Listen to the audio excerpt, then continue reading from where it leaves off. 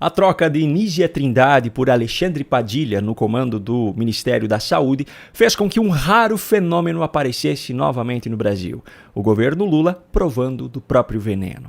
Como o maior representante da esquerda no Brasil, o PT usa e abusa da estratégia de criar rótulos negativos para reforçar as suas narrativas. Qualquer adversário político é chamado por eles de fascista, mesmo que eles sequer saibam explicar o significado desse termo.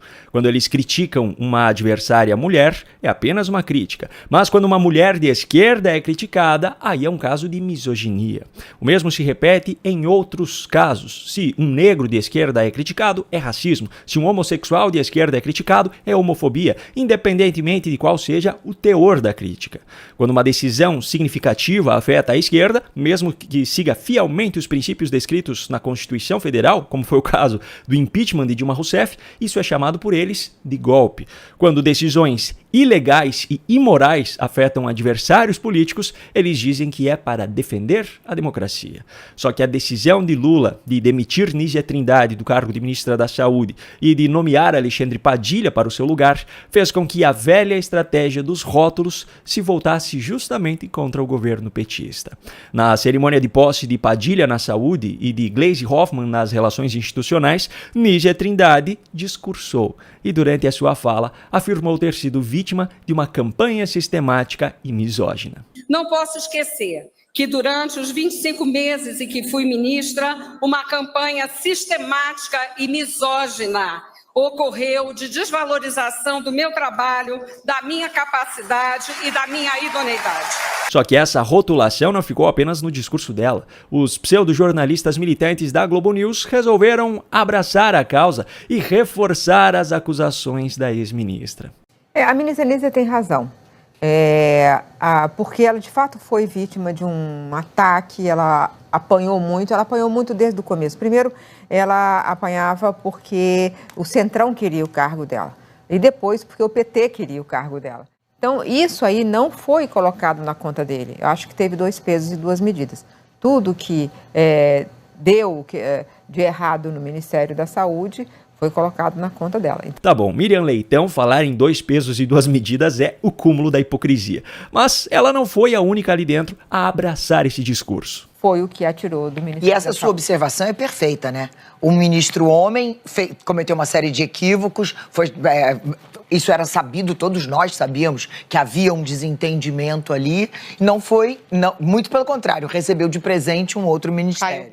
Eu acho importante o que a Miriam está falando, porque ontem foi um constrangimento geral durante a fala da ex-ministra Nízia Trindade, né? Quem estava ali na mesa principal ali, participando da posse tanto da Gleisi quanto de Alexandre Padilha, você percebia o constrangimento deles, né? Todo mundo quase que vestindo a carapuça ali, porque claramente você teve um ataque misógino contra a ministra Nízia Trindade. Tudo bem que ela pode não ter dado o retorno que o governo imaginava, né? Acho que por um pouco de timidez, sem habilidade política, não conseguiu deslanchar alguns programas, mas em outros ela conseguiu se dar muito bem, fazer muito bem o seu trabalho. Mas acho que isso não está em julgamento quando você discute o que ela sofreu. E ela foi alvo de um ataque misógino e que o governo poderia ter pedido,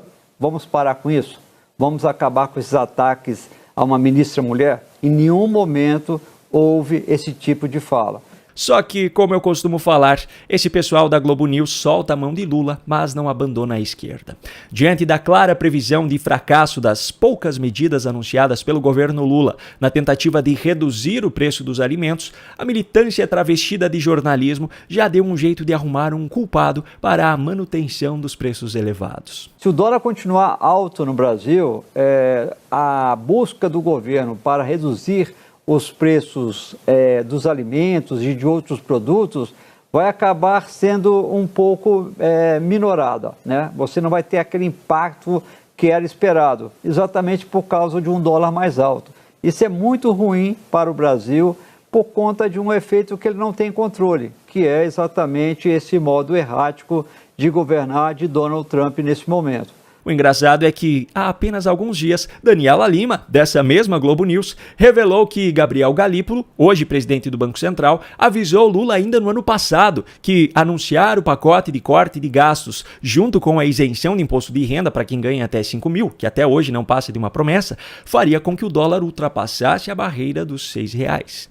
Segundo Daniela Lima, mesmo alertado, Lula bateu o pé e disse que essa era uma decisão política. Gente, quando o Haddad está perdido já ali, ficou claro que ia ser derrotado e que ia ter esse formato, um anúncio conjunto, ele diz, gente, eu preciso despachar sós com o presidente. E as pessoas saem. Ele pede só para Gabriel Galípolo ficar. E aí Fernando Haddad diz, você, Galípolo, tem a obrigação de dizer ao presidente, segundo foi relatado por quem foi tentar entender o que ele queria com o Lula sozinho depois de ter sido derrotado.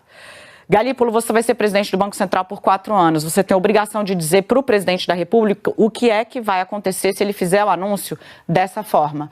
E o Galípolo disse, presidente, o dólar vai estourar a barreira dos R$6. Lula disse, isso é uma decisão política. Fincou o pé. Curioso, não é mesmo? A responsabilidade sobre a desvalorização da nossa moeda em relação ao dólar pula de mão em mão de acordo com aquilo que for mais conveniente naquele momento. E ainda tem gente que chama isso de jornalismo.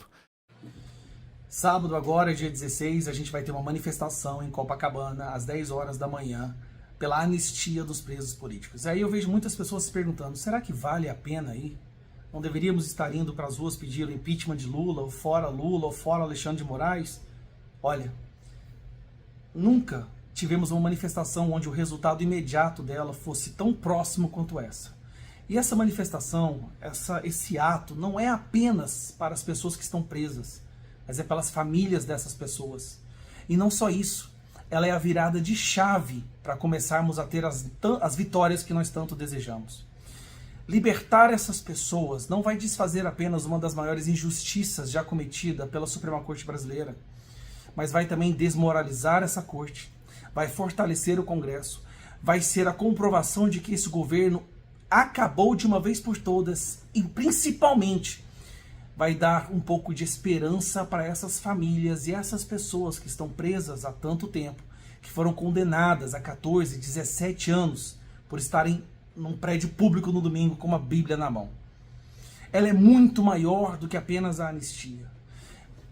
O Hugo Mota precisa apenas de uma comprovação de que há um clamor popular para que essas pessoas sejam libertadas, liberadas. E tudo que a gente precisa é colocar as pessoas nas ruas nesse dia. Se houve uma manifestação que pudesse nos dar um resultado imediato, é essa manifestação, é esse ato. E ele pode ser a primeira vitória de uma sequência, porque as consequências políticas de nós conseguirmos aprovar a anistia são muito maiores do que apenas libertar essas pessoas e devolver a dignidade a elas e suas famílias. Muito maior. É uma injeção de ânimo, é acabar de uma vez por todas com a governabilidade desse governo, desmoralizar o STF, tornando muito mais difícil para o STF condenar Bolsonaro e continuar a perseguição. É podermos voltar a ocupar as ruas sem medo, que é o que existe hoje no Brasil, o medo de ir para as ruas.